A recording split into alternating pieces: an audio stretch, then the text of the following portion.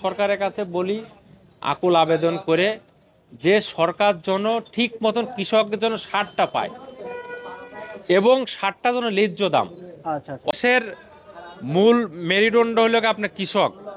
কৃষক যদি বাঁচে দেশ বাঁচে, কৃষক যদি না বাঁচে দেশ বাঁচে না। কৃষক যদি এখন লাস্ট টাইমে যে কৃষক যে দুটো পয়সা পাচ্ছে, এই পয়সা পাওয়ার জন্য হালি পেঁয়াজ লাগানো আরো আগ্রহ করবে বেশি।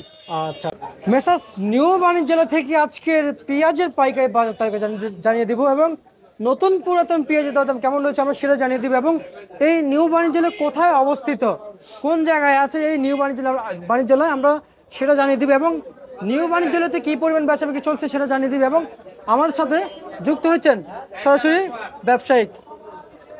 আসসালামু আলাইকুম। ওয়ালাইকুম আসসালাম। কেমন আছেন? আছি আলহামদুলিল্লাহ, ভালো আছেন? আলহামদুলিল্লাহ শহীদুল ভাই ভালো আছি। শহীদুল ভাই আপনার ঠিকানাটি দিবেন সবার আগে। আমাদের ঘরের নাম মেসাস নিউ বাণিজ্যালয়, শ্যামবাজার, ঢাকা। শ্যামবাজার, ঢাকা। আচ্ছা আজকে কত তারিখ? আজকে তারিখ হলে আপনার 3/12/2025, আচ্ছা রোজ বুধবার। আর হচ্ছে যে নতুন যারা পেঁয়াজ পাঠাতে চায় এবং পুরাতন যারা ব্যবসায়ী পেঁয়াজ পাঠাতে চায় আপনার কাছে, তাদের জন্য কি নাম্বার দেওয়া যাবে? হ্যাঁ অবশ্যই দেওয়া যাবে, যাবে না কেন? তাহলে আপনার নাম্বারটা আমাদের ব্যবসায় তো এটা, যে কোনো কৃষক ব্যাপারী রাখি পাটে দিতে পারবে, কোনো সমস্যা নাই। আমার ফোন নাম্বার হলো 01715978036, এই নাম্বার আমার। আচ্ছা আচ্ছা আচ্ছা পেঁয়াজের দাম আজকে বাড়ছে না কমছে ভাই? কালকে থেকে আজকে দাম বাড়তি। দাম বাড়তি এবং আমরা যতটুকু জানি যে মার্কেটে নাকি একবার হিউজ পরিমাণ নাকি চাহিদা রয়েছে, প্রচুর মালের চাহিদা, কিন্তু মাল শর্ট। শর্ট মানে সারা দেশের পাইকের শ্যামবাজার। শ্যামবাজারে এখন এই 3-4 মাস সারা দেশের পাইকের শ্যামবাজারে আসা লাগবে। আচ্ছা আচ্ছা কারণ শ্যামবাজার ছাড়া অ্যাভেলেবেল মাল কোথাও পাইবো না।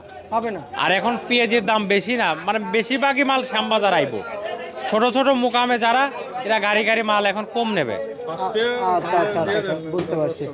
আর হচ্ছে যে ভাইজান আজকে যে আমদানিটা হয়েছে একটু জানাবেন। এই মেসেজ আমদানি কম, আমদানি কম, খুবই কম। আমার 2 গাড়ি মাল নামছিল, প্রায় শেষ। আচ্ছা আচ্ছা আচ্ছা আচ্ছা বুঝতে পারছি। আর হচ্ছে যাই আরেকটু আপনাকে বলতে চাই যে আসলে আমাদের সরকার কিন্তু অনির্দিষ্টকালীনের জন্য, অনির্দিষ্টকালের জন্য আপনার বন্ধ রাখছে বাইরের মাল। এটা ভালো কাজ করছে। কৃষক যদি এখন লাস্ট টাইমে যে কৃষক যে দুটো পয়সা পাচ্ছে, এই পয়সা পাওয়ার জন্য হালি পেঁয়াজ লাগানো আরো আগ্রহ করবে বেশি। আচ্ছা আচ্ছা আচ্ছা আচ্ছা এর জন্য একটা ভালো একটা পদক্ষেপ মানে একটা বেনিফিট, আচ্ছা যে লাস্টে এসে যে পয়সাটা পাইলে এই পয়সার জন্য কৃষকরা আগ্রহ করবে বেশি, না আমরা আরো উৎপাদন বেশি করব। দেখেন সারা বছর আমাদের কিন্তু বাইরের থেকে কোনো মাল আমদানি করা লাগে নাই। আচ্ছা আচ্ছা এই দেশি মাল এখনো কিন্তু আছে, কম বেশি আছে। তাহলে এই মাল প্রায় শেষ, মুড়ি কাটা উঠিয়ে গেছে। কিন্তু দেখা যাচ্ছে যে এই মাল শেষ হয়ে যেত আরো 2 মাস আগে। এই 2 মাস আমাদের দেশে শর্ট হয়ে যেত। শর্ট হলে পারে দেখা যাচ্ছে ওই সময় বাইরের থেকে আমদানি করা লাগতো। আর এই বছরে তো তা লাগি নাই। তাহলে আমাদের দেশের কৃষক মানে উৎপাদনের পর উৎপাদন, কারণ চাহিদা যেরকম তার থেকে বেশি উৎপাদন করতেছে। আচ্ছা আচ্ছা আচ্ছা শহীদুল ভাই আপনাকে তাহলে আমরা ঘাটতির দিকে নাই।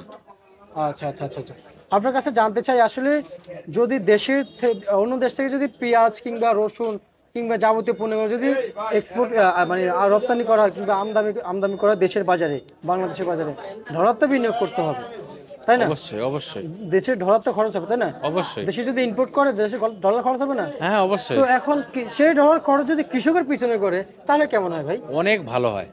তার মানে আমাদের এইটাই তো বলি যে কৃষককে আগে মূল্যায়ন করতে হবে। কারণ দেশের মূল মেরুদণ্ড হলো আপনার কৃষক। কৃষক যদি বাঁচে দেশ বাঁচে, কৃষক যদি না বাঁচে দেশ বাঁচে না। আচ্ছা আচ্ছা বুঝছেন, আমাদের দেশের মেন হলো কৃষক। কৃষককে মূল্যায়ন করতে হবে আগে। কারণ এই কৃষক, আমরা কিন্তু সবাই কিন্তু কৃষকের ছেলে পেলে। আমরাও কৃষি কাজ কাম করি, আমরাও পেঁয়াজ পাট ধান লাগাই এবং পাই, আমাদেরও জমি আসে, চাষবাস করি। এবং যারা কৃষক ভাইরা আছে তাদেরকেও আমাদের সম্মান করতে, মূল্যায়ন করতে হবে। কারণ কৃষক যদি এই ফসলটা না ফলাইতো, আমি আপনি খাইতাম কোনতে, বাঁচতাম কেমনে? আচ্ছা আচ্ছা আচ্ছা বুঝতে পারছি। কৃষক যদি আপনার ধান পাট পেঁয়াজ যদি না করতো, রসুনটা না করতো, তাহলে আমাদের কি করা লাগতো? বাইরের থেকে রপ্তানি করা লাগতো। তাহলে আমাদের দেশের টাকা কিন্তু বাইরে চলে যেত। তাহলে আমাদের দেশ ঘাটতি না, তাহলে আপনার দেশই চলতো না। বুঝতে পারছি এই ভাই। কৃষকের জন্যই কিন্তু দেশ কিন্তু আমরা বেঁচে আছে, বাচ্চা আছে। এবং কৃষকই কিন্তু বাংলাদেশ এই দেশের বিশ্বের মেন হলো কৃষক। কৃষক। যে কোনো রাষ্ট্রে কৃষকই কিন্তু মেন। কিন্তু ভাই আপনার কত আমি বুঝতে পারছি যে আমাদের উৎপাদনের জোর নাই, কিন্তু টাকার জোর আছে। টাকার জোর থাকলে কি সেই বেশি দাম দিয়ে আমরা কিনে খাইতে হবে, আর দেশ তো এভাবে আগাবে না। না না, আর তারপর কৃষক, এই জন্য কৃষকের আপনার কৃষককে মূল্যায়ন করতে হবে, এবং কৃষক যাতে সরকারের কাছে বলি আকুল আবেদন করে যে সরকার জন্য ঠিক মতন কৃষকের জন্য সারটা পায়, এবং সারটা যেন ন্যায্য দাম। আচ্ছা আচ্ছা হয়তো কৃষক নির্ধারিত করে দিল ছাপোজ 20 টাকা বা 25 টাকা বা 16 টাকা, যাতে ওই সারটা যাতে তাদের ডবল দামে না কিনা লাগে, যাতে তারা ঠিক মতন সারটা পায় এবং ফসলটা যাতে উৎপাদন করতে পারে। সার যদি ঠিক মতন পায়, যদি কম রেটে পায়, ফসল উৎপাদন তারা গর্ব করে করবে যে না আমরা সার পাচ্ছি, আমাদের ফসল ফলাইতে কোনো সমস্যা নাই। আচ্ছা আচ্ছা, এটা হচ্ছে আপনার কাছ থেকে সরকারের কাছে কারণ আবেদন। কারণ কৃষক যদি ফসল যদি আপনার সারটা ঠিক মতো না দেয়, তাহলে ফসলটা কিন্তু ভালো হয় না। আচ্ছা আচ্ছা আচ্ছা, বুঝতে পারছি। আমাদের দেশে আগে মানুষ জৈব সার ব্যবহার করত, এখন সে জৈব সার নাই, এখন বিভিন্ন কীটনাশক সার, এটা দিয়েই কিন্তু ফসলটা ভালো হচ্ছে। আগে যে রকম আপনার শতকে পেঁয়াজ হতে আধা মন 1 মন, আর এখন কিন্তু সার এবং টাকা খরচ করার কারণে শতকে কিন্তু 1.5 মন 2 মন 2.5 মন 3 মন 4 মন করে পেঁয়াজ হয়। পেঁয়াজ হয়। আচ্ছা তাহলে আচ্ছা আপনার টাকা খরচ করে বিলেই কিন্তু ফসলটা আরো ভালো হচ্ছে। আচ্ছা আচ্ছা আচ্ছা, বুঝতে পারছি। আজকে কি পরিমাণে বিক্রি হচ্ছে পুরাতন পেঁয়াজ ভাই? কোরআন পেঁয়াজ আজকে বিক্রি করছে আপনার 108 টাকা 10 টাকা। 108 টাকা থেকে 10 টাকা। 8 টাকা 10 টাকা। হাই মাটার পেঁয়াজ? আবার হাই মাথার যেটা বাছা ওটা আরেকটু বেশি, আচ্ছা, ওইটা কি পরিমাণে ওটা যাচ্ছে? আরো 3-4 টাকা 5 টাকা বেশি হবে। বেশি যাচ্ছে না? আর এই যে একটা পেঁয়াজ দেখতে পাচ্ছি, তো বাজার এইটা বেচছে আপনার 14 টাকা। 114। হ্যাঁ, এটা মোটা মাল। আচ্ছা আচ্ছা আচ্ছা।